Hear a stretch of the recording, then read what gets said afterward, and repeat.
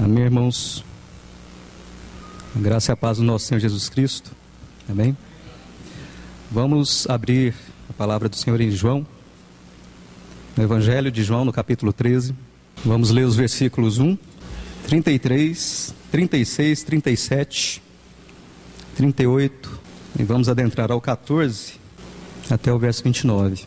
Evangelho de João, no capítulo 13, verso 1, diz assim: Antes da festa da Páscoa, sabendo Jesus que chegara a sua hora de passar deste mundo ao Pai, tendo amado aos seus que estavam no mundo, amou-os até o fim. Verso 33. Filhinhos, ainda um pouco estarei convosco. Buscar-me-eis, porém, como disse aos judeus, assim vos digo agora a vós: aonde eu vou, vós não podeis ir. 36. Disse-lhe Simão Pedro: Senhor, aonde vais? Jesus respondeu-lhe: aonde eu vou, não me podes seguir agora, mas me seguirás mais tarde. Disse-lhe Pedro: Senhor, não te posso seguir agora?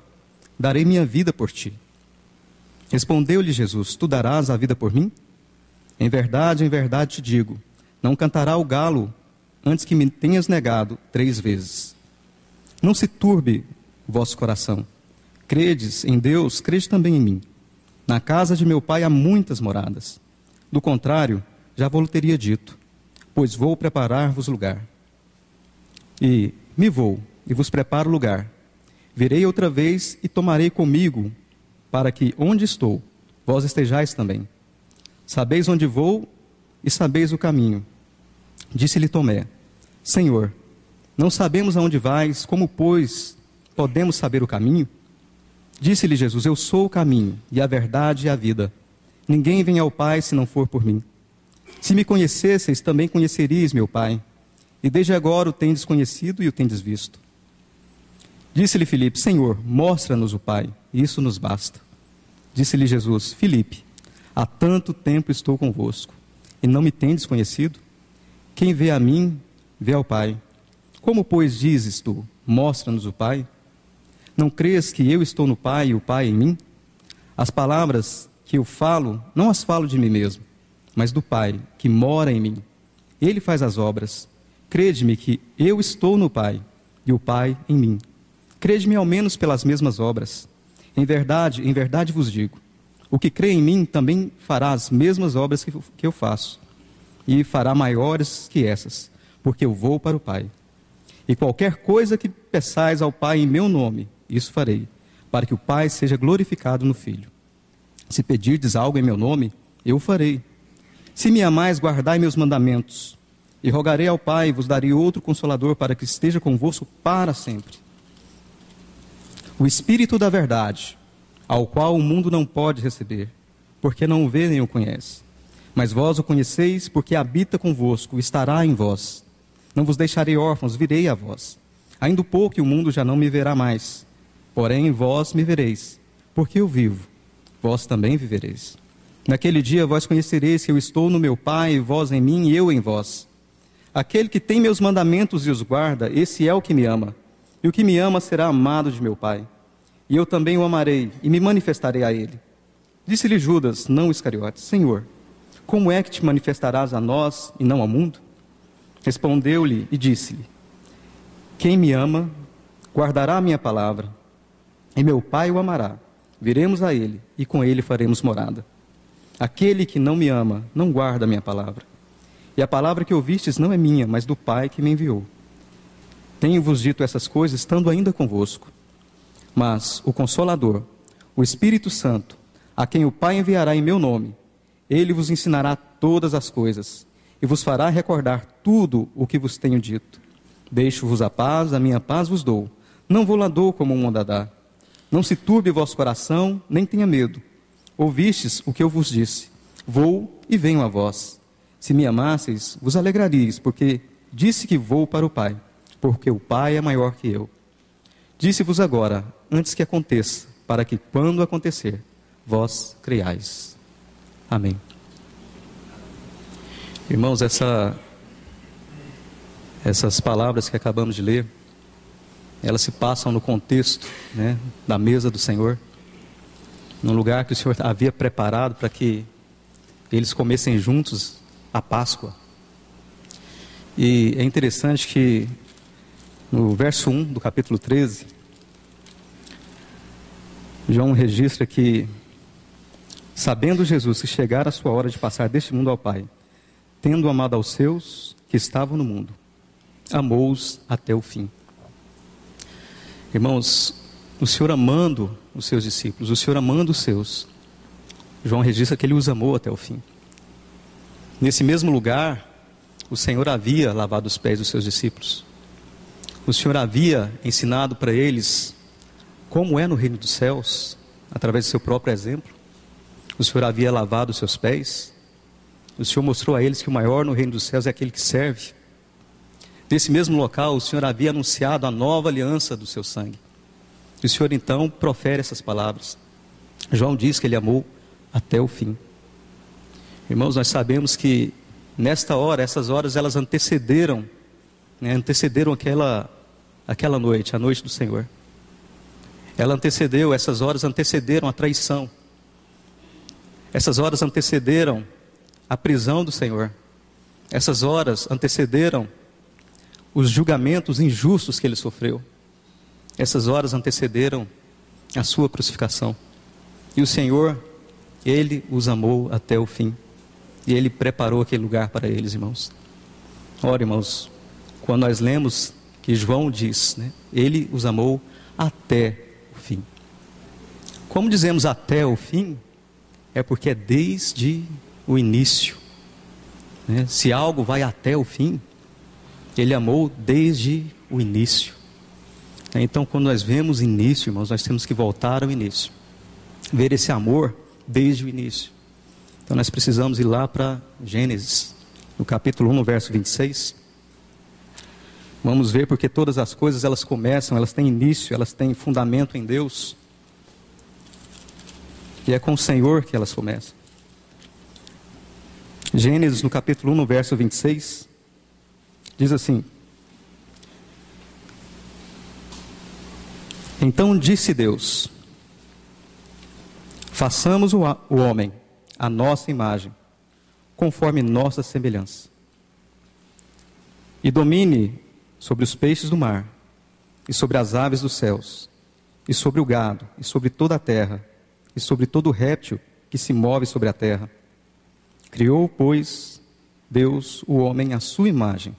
A imagem de Deus o criou. Macho e fêmea os criou. No verso 26 nós vemos então o conselho eterno, o propósito eterno de Deus, da Trindade Santa, do Deus triuno, do Deus que é comunhão. Ele diz: façamos o homem. Ele diz: façamos o homem. Isso demonstra que na eternidade, o Senhor, naquele relacionamento que nós já ouvimos aqui nesse lugar, que o Senhor já nos falou que era um relacionamento de entranháveis afetos, de amor.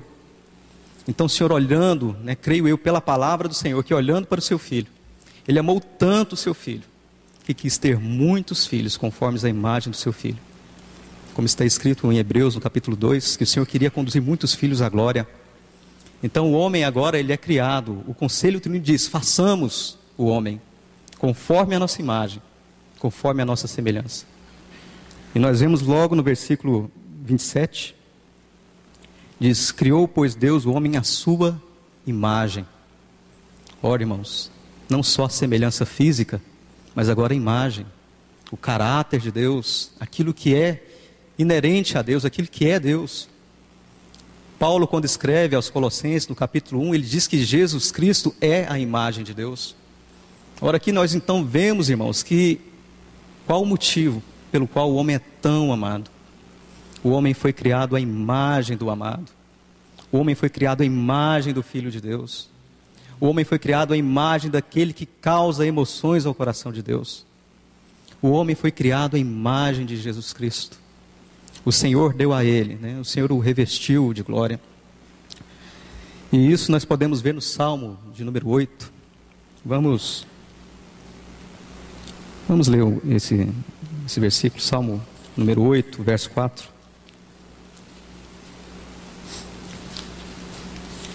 O Senhor vestiu o homem da glória dele.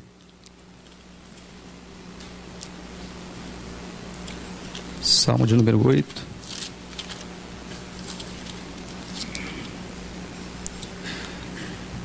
Verso 4 diz: Digo, o que é o homem para que dele te lembres?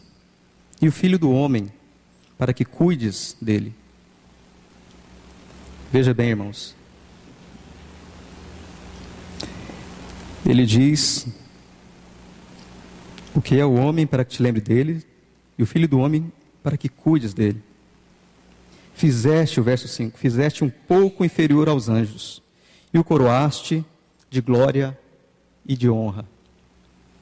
Nós vemos que glória, na palavra de Deus, a definição que Tiago, no capítulo 2, dá para a glória, a definição que ele dá é Jesus Cristo. Ele diz: não tenhais a fé em nosso Senhor Jesus, a glória. Então o homem estava revestido da glória de Deus, o homem estava revestido de Cristo. Aleluias, desde o início. O homem então tinha o caráter de Deus.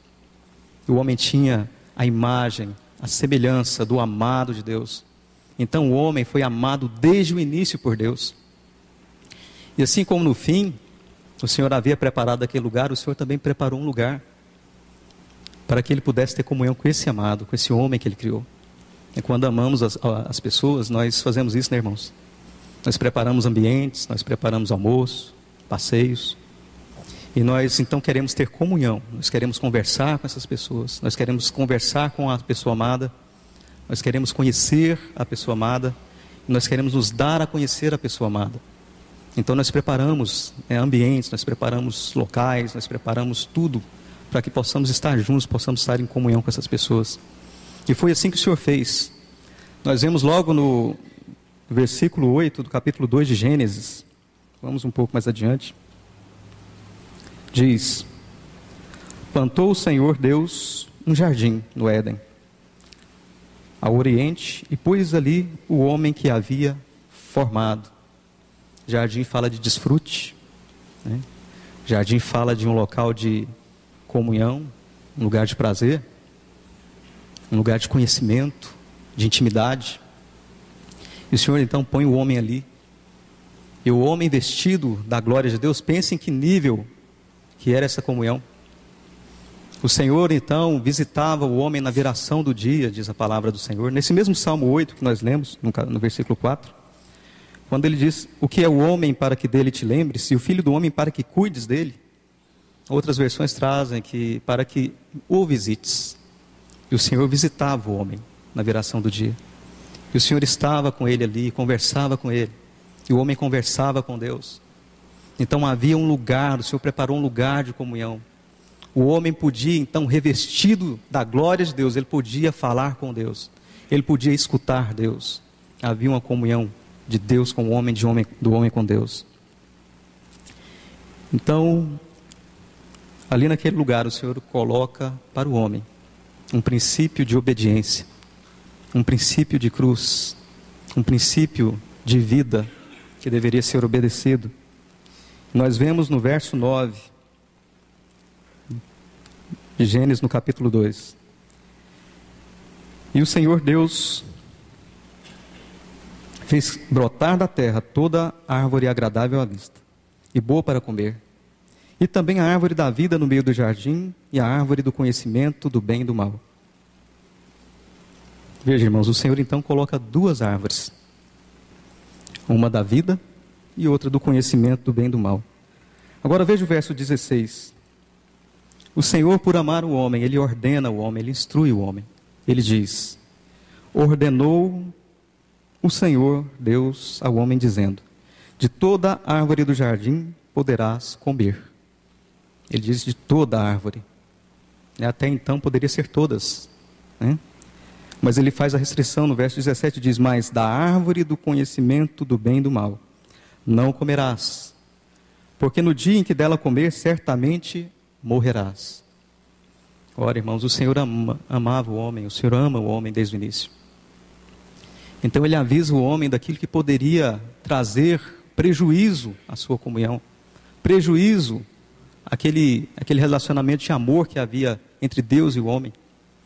E ele diz: não comerás da árvore do conhecimento do bem e do mal. O Senhor não havia proibido o homem de comer da árvore da vida. Mas ele diz que se o homem comesse da árvore do conhecimento do bem e do mal, certamente morrerás. No original, essa palavra certamente morrerás, ela traz morrendo, morrerás. Morrendo, morrerás, quer dizer a nós que o Senhor diz a ele: olha, no dia que você comer dessa árvore, no dia que você tocar o conhecimento do bem e do mal, você vai morrer espiritualmente. E morrendo espiritualmente, quando você vier a morrer, você vai passar a morrer fisicamente. Mas quando você morrer fisicamente, você passará a morte eterna. Então foi um único mandamento que o Senhor deu ao homem ali no Jardim do Éden. Era um mandamento para que a comunhão fosse conservada. E o homem, nós sabemos que ele pecou. O homem não obedeceu. Não haviam muitos mandamentos, era só esse, irmãos. Era um mandamento de vida, era um mandamento de comunhão. E nós vemos então que a comunhão, no princípio, ela foi colocada na base da obediência, na base da cruz, na base de abrir mão da sua vontade. Mas o homem não fez isso e foi e comeu da árvore. E vamos seguir o texto, verso 6, no capítulo 3 diz: viu, pois, a mulher que a árvore era boa para comer, e que era agradável aos olhos, e cobiçável para alcançar a sabedoria. Tomou de seu fruto e comeu, e deu também ao seu marido, o qual comeu dela.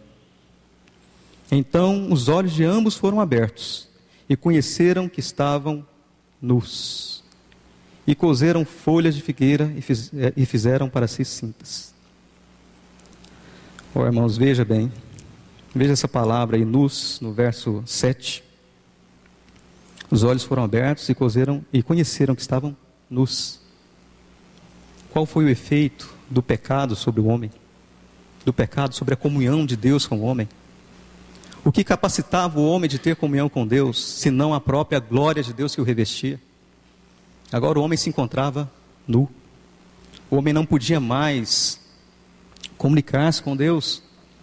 Agora o homem, ele, como Paulo escreve aos Romanos no capítulo 3, no verso 23, porque todos pecaram, destituídos foram da glória de Deus. O homem então foi destituído daquela glória que o cobria.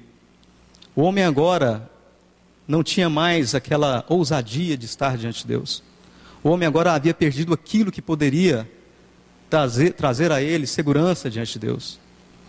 Então o homem, ele vê que estava nu. Seguindo adiante, diz: ouviram a voz do Senhor, Deus que passeava no jardim ao ar do dia. E o homem e sua mulher se esconderam da presença do Senhor Deus, entre as árvores do jardim.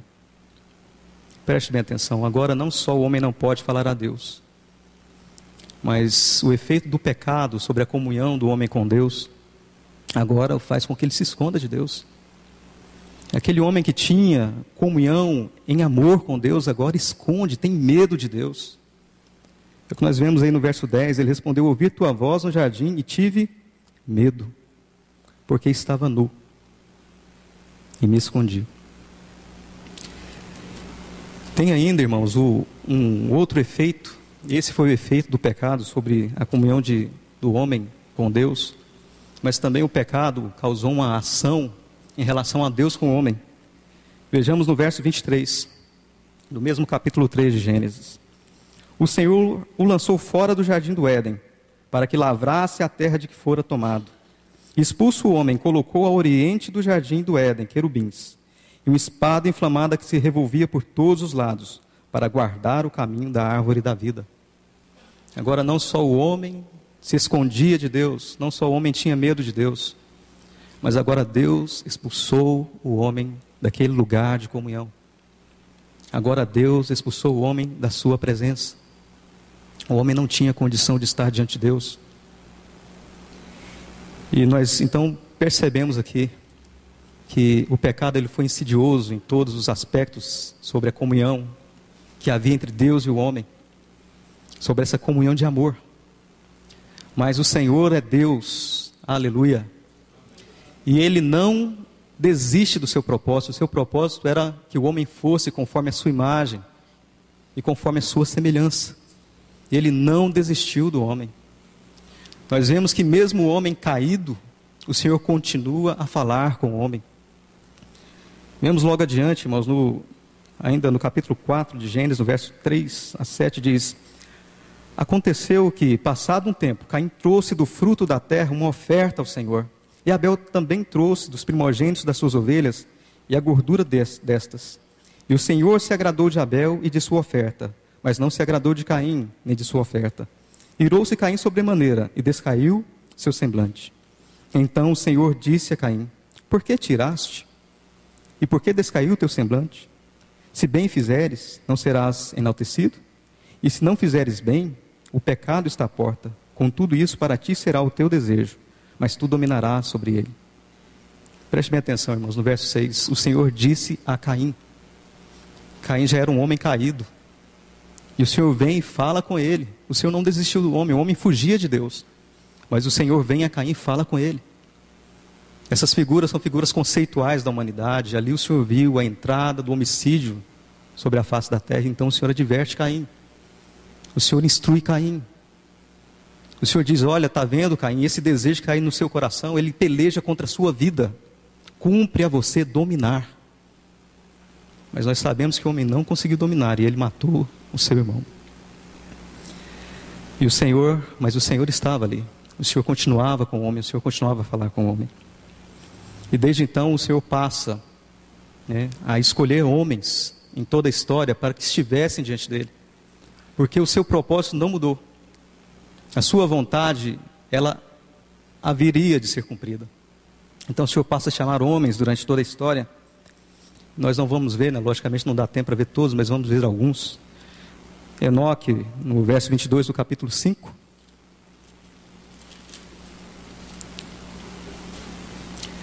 Verso 22 diz: e andou Enoque com Deus. Depois gerou Metusalém. Depois que gerou Metusalém, 300 anos, gerou filhos e filhas. E foram os dias de Enoque 365 anos. Enoque andou com Deus e desapareceu, porque Deus o levou. Agora nós vemos que Deus procura o homem. Deus vai até o homem. Deus dá a Enoque um filho. Esse filho passa a ser para Enoque uma mensagem de Deus. E Enoque passa a andar com Deus. O homem por si só não tinha condição. Mas o Senhor vem ao homem e agora o homem pode andar com Deus. Ainda vemos no capítulo 6, verso 8 e 9. Noé. Porém Noé achou graça ante os olhos do Senhor. Essas são as gerações de Noé. Noé é varão justo, era íntegro em sua conduta. Noé andou com Deus. Continua o Senhor no seu propósito com o homem. Um pouco depois, Deus chama Abraão, no capítulo 12, verso 1 e 2. Vamos ler esses versículos. Mas disse o Senhor a Abraão: sai de tua terra, e da tua parentela, e da casa de teu pai, para a terra que te mostrarei. Farei de ti uma grande nação, e te abençoarei, e engrandecerei teu nome, e tu serás uma bênção. O Senhor então chama a Abraão. Agora o Senhor amplia a sua obra, o Senhor amplia o seu propósito. Ele agora não quer só mais um homem, ele chama esse homem, ele o separa para si, e ele diz: vou fazer de você uma grande nação. O Senhor chama alguns e atinge a muitos. Nós já temos ouvido os irmãos dizerem isso aqui. O Senhor chama Abraão e de Abraão faz uma nação. Nós sabemos que de Abraão veio Isaac, veio Jacó, e Jacó se torna Israel. Israel se torna o povo de Deus. E esse povo de Deus, lá onde nós lemos no início, os remanescentes são os judeus que guardavam as leis, as ordenanças, os mandamentos do Senhor. E eles deveriam ensinar a toda a terra, eles deveriam instruir todos os povos no conhecimento do Senhor. E o Senhor entrega a eles então aquilo que era o seu coração, aquilo que era o seu caráter. Porque as leis que foram entregues a Israel expressavam o caráter santo de Deus. Aleluia. E nós vemos então que o Senhor chama esse povo. E esse povo desce ao Egito. E lá no Egito esse povo é escravizado. E o Senhor então chama um outro homem. O Senhor chama Moisés. Vamos ler no Êxodo, no capítulo 3, no verso 34. Êxodo 3.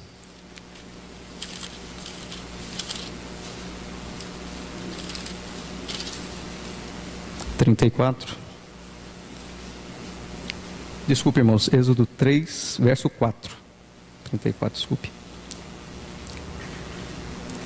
Diz assim: vendo o Senhor que ele se voltara para ver, chamou-o do meio da sarça e disse: Moisés, Moisés. E ele respondeu: eis-me aqui. O Senhor continua a chamar o homem. O Senhor continua a falar com o homem. E o homem só pode fazer uma coisa, irmãos: responder. E o Senhor então chama esse homem, vai lá e liberta o seu povo daquele cativeiro, daquela situação de escravidão. Mas o Senhor agora não somente quer homens perto de si, não somente quer uma nação para si, um povo separado e escolhido, mas o Senhor agora quer habitar no meio desse povo. E o Senhor então dá a Moisés uma ordem, para que ele falasse aos filhos de Israel que trouxessem itens para que ele construísse um templo, para que ele, perdão, irmãos, um tabernáculo, para que fosse construído um tabernáculo, para que o Senhor pudesse habitar no meio deles. Vamos ver em Êxodo, no capítulo 25, no verso 8 a 9.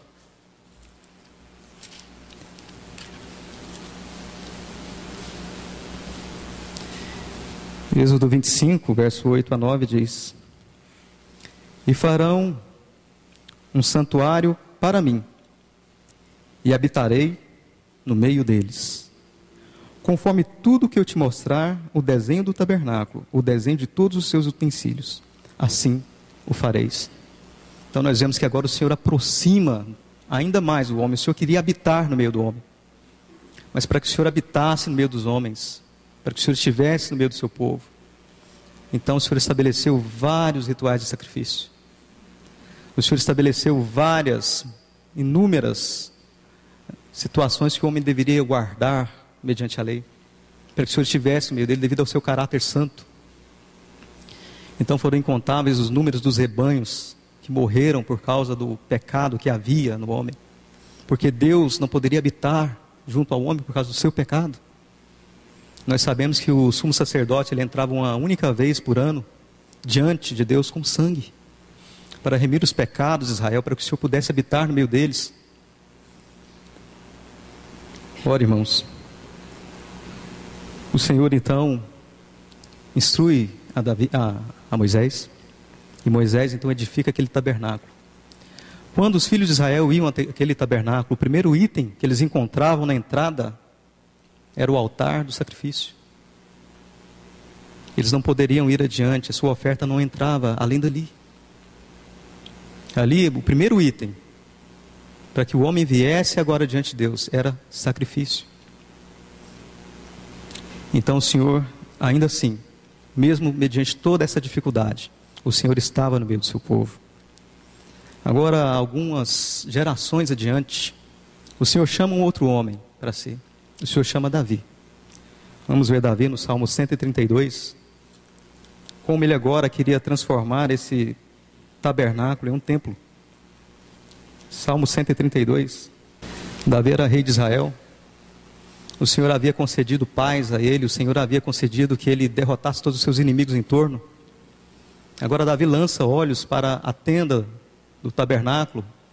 Davi agora olha para a arca da aliança que estava naquela tenda. E Davi era um rei, e ele tinha um palácio. E ele se constrange porque a tenda do Senhor estava naquela situação, naquele tabernáculo. Então diz o Salmo 132: lembra-te, ó Senhor, de Davi todos os seus desvelos, de como jurou ao Senhor e prometeu ao forte de Jacó: não entrarei na tenda da minha casa, nem subirei sobre o meu leito do meu descanso. Não darei sono aos meus olhos, nem adormecimento às minhas pálpebras, até que eu ache lugar para o Senhor, uma morada para o forte de Jacó. Então Davi, com seu coração, um coração segundo o coração de Deus, ele diz: eu vou edificar um lugar para que Deus habite. E o Senhor responde a Davi. É esse anseio do coração de Davi. O Senhor responde a ele, vamos ver isso em 2 Samuel, no capítulo 7, verso 5. O Senhor envia Natã, dizendo assim, vai, verso 5 do capítulo 7, 2 Samuel. Vai e dize a meu servo Davi, assim diz o Senhor, tu me edificarás uma casa em que eu more? Certamente não habitei em casa desde o dia em que tirei os filhos de Israel do Egito e até hoje, mas tenho caminhado em tenda e em tabernáculo. E em todo lugar que andei com todos os filhos de Israel, falei eu alguma palavra das tribos de Israel, a quem mandei apacentar meu povo de Israel, dizendo, por que não me edificastes casa de cedro? Agora, pois, dirá assim a meu servo Davi, assim disse o Senhor dos exércitos, eu te tomei do redil de detrás das ovelhas, para que fosses príncipes sobre meu povo, sobre Israel. Tenho estado contigo em tudo quanto empreendeste, e diante de ti destruí todos os teus inimigos. E te darei um nome grande, como o nome dos grandes que há na terra. Também fixarei lugar para o meu povo Israel, e o plantarei ali, para que habite em seu lugar e nunca mais seja removido, nem os iníquos os aflijam mais, como no princípio. Desde o dia em que pus juízes sobre meu povo de Israel, e a ti darei descanso de todos os teus inimigos. Também o Senhor te faz saber que Ele te edificará uma casa. Preste bem atenção, irmãos. No verso 5, o Senhor pergunta a Davi, tu me edificarás casa? Lembra de Isaías? Isaías no capítulo 66, o primeiro versículo diz, o céu é o meu trono, a terra é o estrado dos meus pés. Onde está a casa que vocês podem me edificar?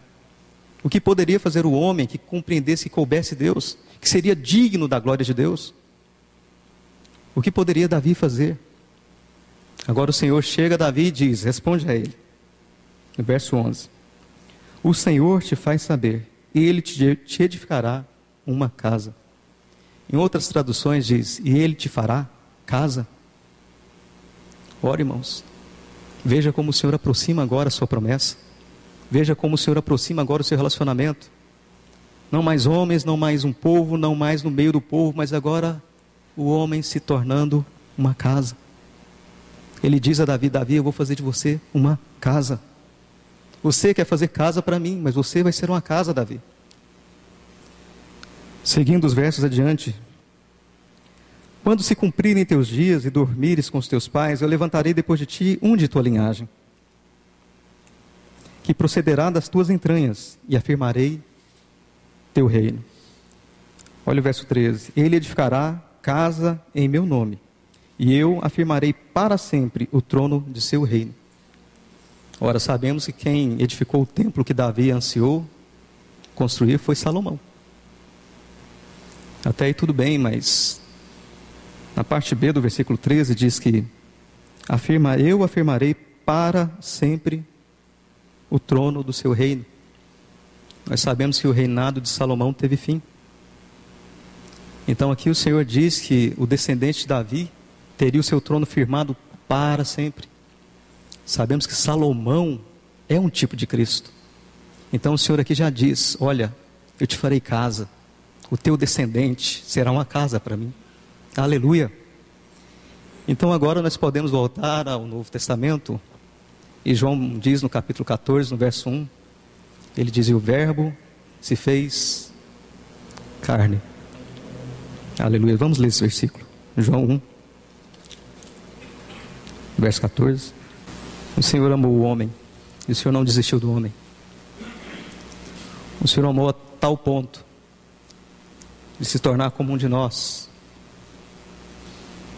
O verso 14 diz, e o verbo se fez carne, e habitou entre nós, e vimos sua glória, como a glória do unigênito do Pai, cheio de graça e de verdade. Aleluias. O Senhor cumpre sua promessa.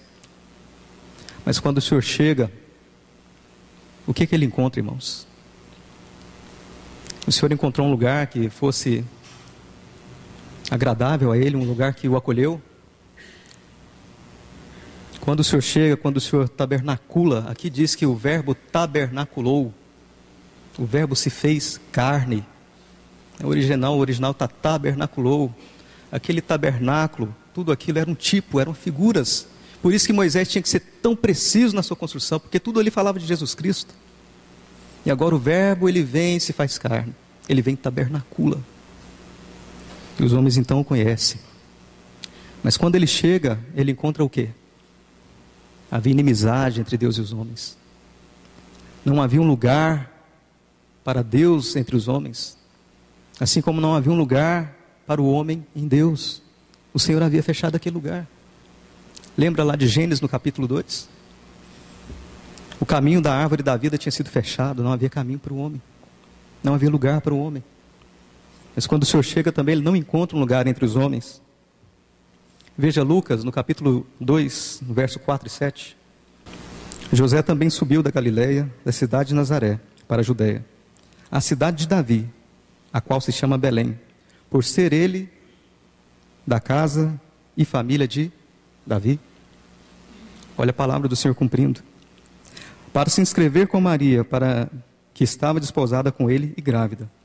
E aconteceu que, enquanto estavam ali, cumpriram-se os dias para que ela desse à luz. Ela deu à luz seu filho primogênito, envolveu-o em panos e o deitou em uma manjedoura.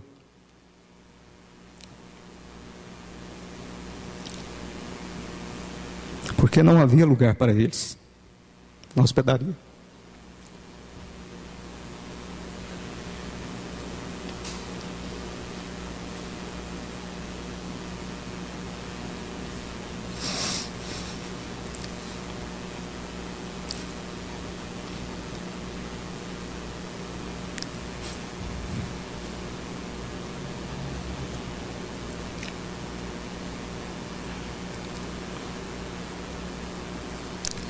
Quando o Senhor nos concede filhos, nós compramos o melhor para eles. Quando eles estão para nascer, nós preparamos tudo. Nós compramos os melhores tecidos, as melhores roupas, o melhor berço que o nosso dinheiro pode comprar. Os nossos filhos. E ali estava o Rei da Glória. Ali estava aquele que fez todas as coisas. Ali estava aquele que sustenta todas elas pela palavra do seu poder. Ele nasceu e o mundo foi hostil a ele. Ele foi colocado num coxo. Ele foi colocado no local onde os animais comiam. Não havia lugar para ele.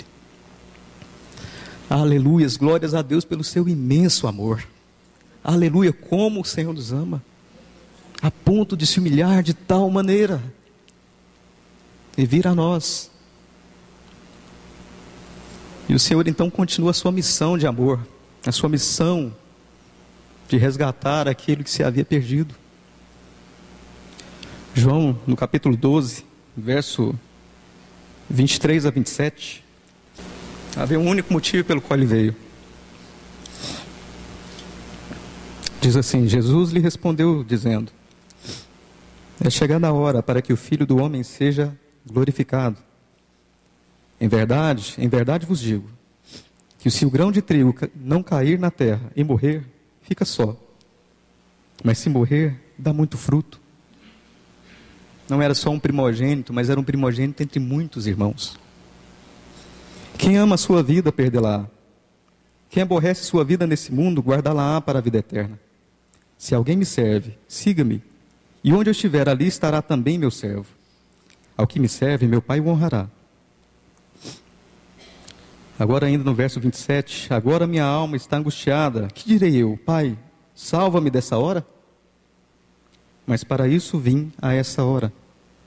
Verso 31, agora é o juízo desse mundo. Agora o príncipe deste mundo será lançado fora. Eu, quando for levantado da terra, atrairei todos a mim mesmo.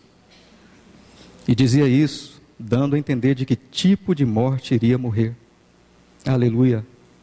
Ele veio nos resgatar. O homem havia caído. O homem não tinha condição de estar diante de Deus. O homem havia perdido a glória de Deus. Mas agora o Senhor vem com um único propósito: dar aos homens a conhecer a Deus, o Pai que estava oculto, o Pai que ninguém conhecia, o Deus o qual Israel conhecia só mediante sacrifícios, o qual aquele povo temia, o qual aquele povo tinha medo, porque eles só podiam estar diante de Deus mediante sacrifícios. O povo fugia de Deus porque havia clangor de trombetas, porque havia tremor de terra, havia expectação de juízo. O pecado estava no meio da relação, e Deus era santo. Agora o Filho vem, ele vem com um propósito, e ele dizia isso dando a entender de que tipo de morte iria morrer. Voltemos àquele cenário, ao cenário da mesa do Senhor do início. O Senhor então, ele prepara, lá no início ele preparou um lugar de comunhão, agora no fim, ele amou até o fim, e no fim ele também prepara um lugar de comunhão. Ele envia João e Pedro e João, para prepararem um lugar onde eles poderiam comer a Páscoa. Vamos ler esses textos em Lucas 22, do verso 8 ao 12. E Jesus enviou Pedro e João, dizendo: Ide preparar-nos a Páscoa, para que a comamos. Eles lhe disseram: Onde queres que a preparemos? Ele lhes disse: Vede, ao entrar na cidade, vos sairá ao encontro um homem que leva um cântaro de água. Segui-o até a casa onde ele entrar. Dizei ao pai de família da casa: O mestre te diz: Onde está o aposento no qual possa comer a Páscoa com meus discípulos? Então ele vos mostrará um grande aposento, alto, já mobiliado. Preparai ali. Então o Senhor preparou um lugar de comunhão no fim para eles.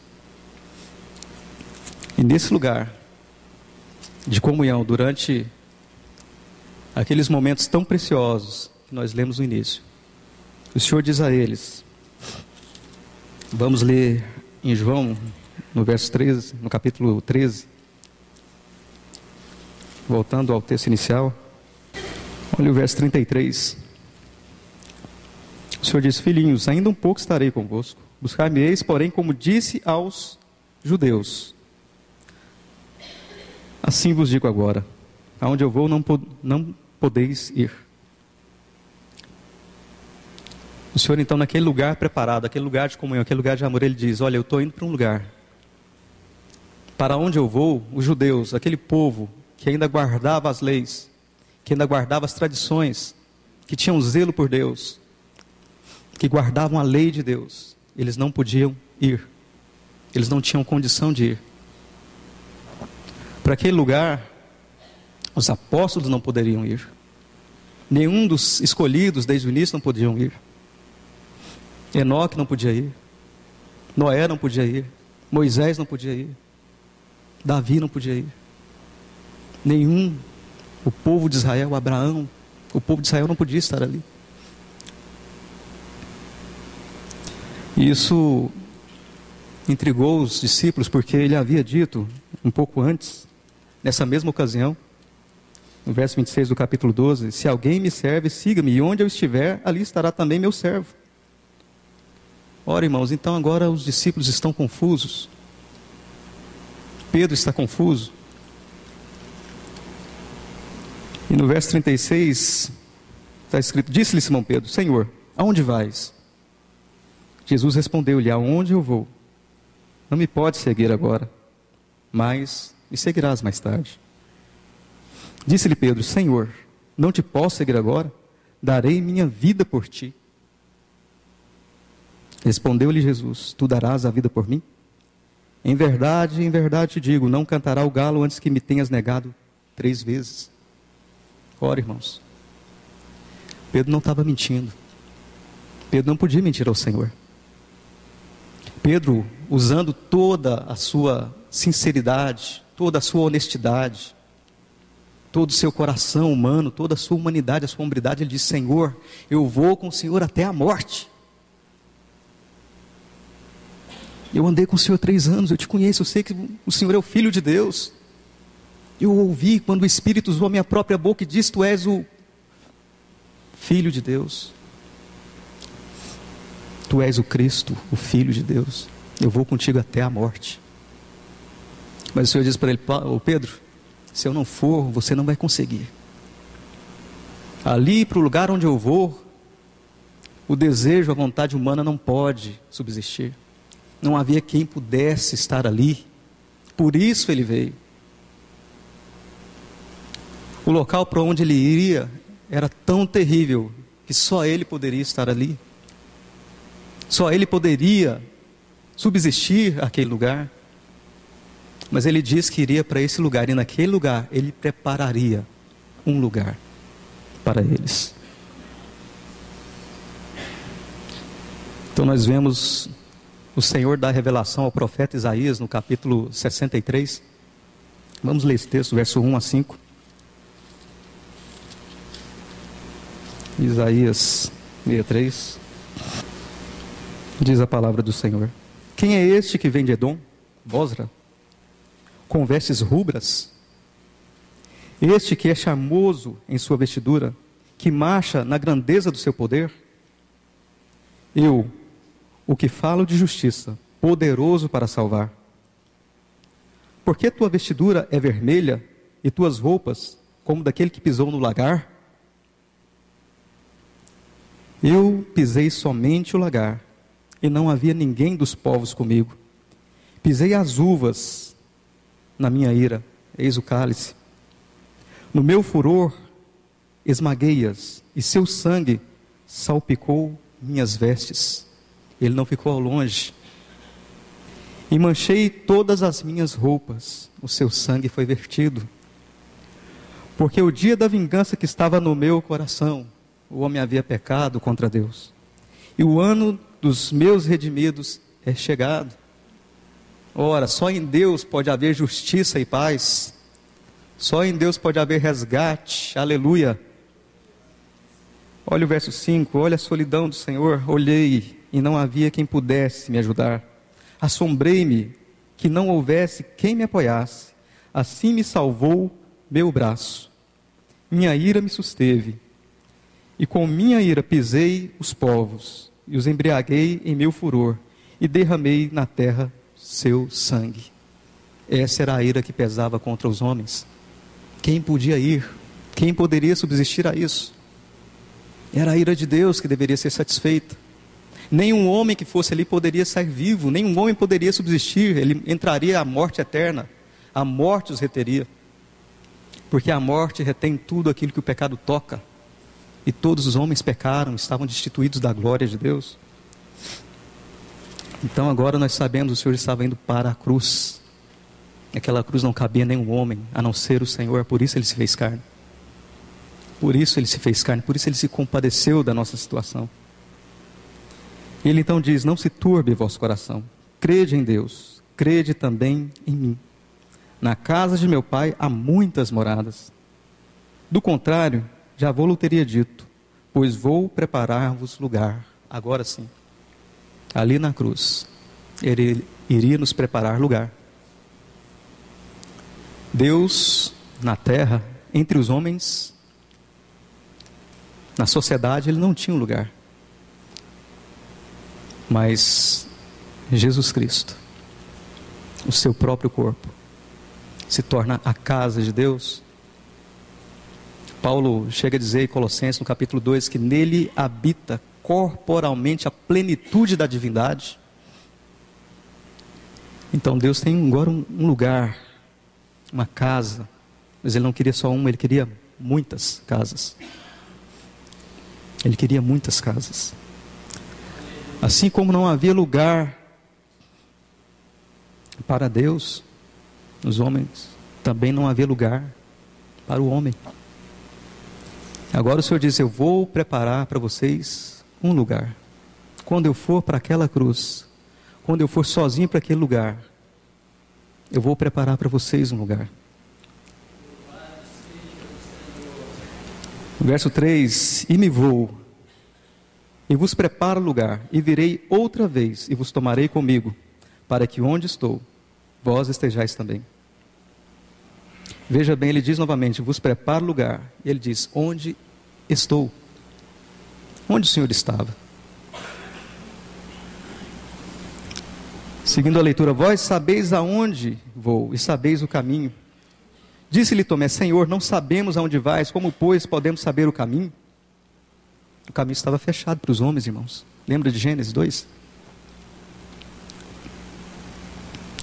Lá em Gênesis 2, então, o caminho da árvore da vida, o caminho de comunhão estava fechado, havia querubins, havia o reluzir de espada, havia proibição. O homem não tinha acesso, não havia um caminho para o homem. Agora o Senhor diz, eu sou o caminho. Lá no Éden, Satanás mentiu, enganou o homem. Agora o Senhor diz, eu sou a verdade. Lá no Éden, a morte passou a reinar, e passou de Adão a todos os homens. Agora o Senhor diz, eu sou a vida. E ninguém vem ao Pai, se não for por mim. Se me conhecesseis, também conheceríeis meu Pai.